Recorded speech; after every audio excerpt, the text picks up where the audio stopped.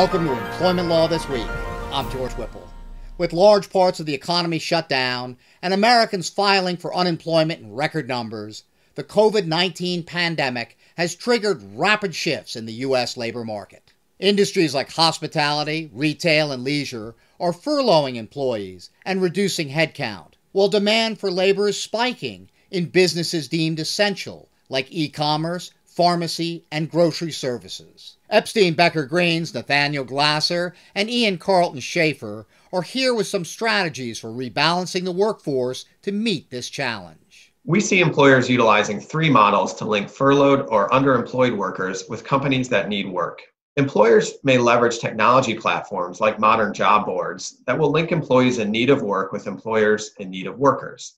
Using this model, employers directly hire the employees. Think of a grocer that uses an online workforce resource center to find furloughed retail workers that have the cashier skills they need to staff the checkout lanes. So in the direct hire model, the key benefit is speed to hire. But that cuts both ways, because when you're expediting the hiring process, maybe you're taking a shortcut and making assumptions based on the representations in the process of a different employer. You do run some risk of negligent hiring claims. You may not run as thorough a background check as you might ordinarily, and you're taking on the full weight and responsibility of that employee. And so in an environment where the economic conditions can change quite dramatically, by taking on that responsibility quite quickly, you may very well find yourself in a situation where you need to scale down that individual or groups of individuals that you've just taken on, and that comes with it legal exposure and financial exposure potentially. Other employers may turn to third-party staffing agencies who have already built out the infrastructure to pair employees with open positions. In the third-party staffing agency model, the thing we want to be careful of and watch out for is the risk of co-employment. The idea that an employee may claim that he or she is jointly employed by both the temporary staffing agency and the employer to whom they are providing services to. And so we want to be mindful of indemnification provisions and master services agreements.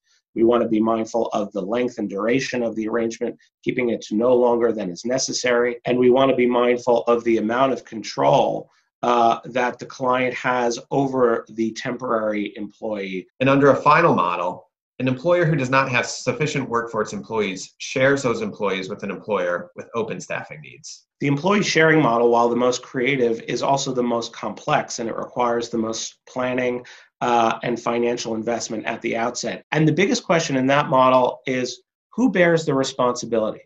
Who bears the responsibility for pay? What is the rate of pay? For how long will this relationship last? What happens if the loaned out employee gets sick, as so much risk is being borne by employees who are serving on the front lines?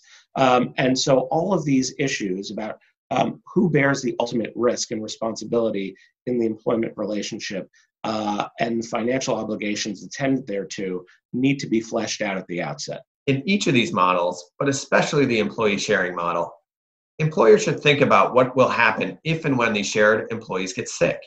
Remember, many of the available jobs are those on the front lines of the crisis. Employers should also be aware of the potential for union or other protected concerted activity on behalf of both their regular workforces and additional staff added through any of the above models. If workers band together to protest what they perceive to be dangerous working conditions or to seek increased pay, how will the furloughing and hiring employers react? These are issues that all employers have to be thinking through.